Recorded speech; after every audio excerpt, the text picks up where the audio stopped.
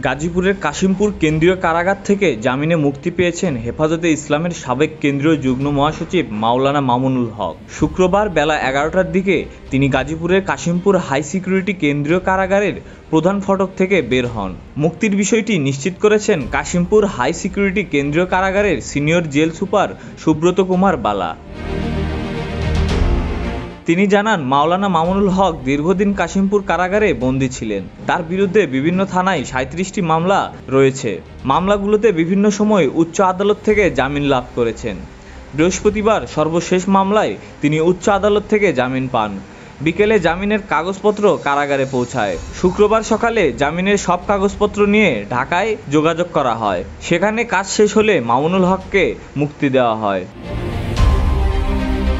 এদিকে মামুনুল হকের মুক্তির খবরে বৃহস্পতিবার রাতেই কাশিমপুর কারাগার ফটকে ভিড় করেন তার সমর্থক ও হেফাজতে ইসলামের নেতাকর্মীরা। কিন্তু কারাসূত্রে জানা যায়, রাতে তাকে মুক্তি দেওয়া সম্ভব হবে না। কারণ হিসেবে জানানো হয়, তার বিরুদ্ধে অনেকগুলো মামলা থাকায় জামিনের কাগজপত্র যাচাই বাছাই করা হচ্ছে। নারায়ণগঞ্জের সোনারগাঁয়ে রয়্যাল রিসোর্টে 2021 সালের 3 এপ্রিল এক নারীর সঙ্গে মামুনুল হককে অবরুদ্ধ করেন স্থানীয় আওয়ামী লীগের নেতাকর্মীরা। পুলিশ ঘটনাস্থলে গিয়ে তাদের জিজ্ঞাসাবাদ করে। খবর পেয়ে হেফাজতের নেতাকর্মীরা রিসোর্টে গিয়ে ভাঙচুর চালিয়ে তাকে ছিনিয়ে নিয়ে যান। ঘটনার পর থেকে ঢাকার মোহাম্মদপুরের জামিয়া রহমানিয়া আরবিয়া মাদ্রাসায় অবস্থান করেন মামুনুল হক। পরে 18 এপ্রিল ওই মাদ্রাসা থেকে মাওলানা মামুনুল হককে গ্রেপ্তার করে পুলিশ।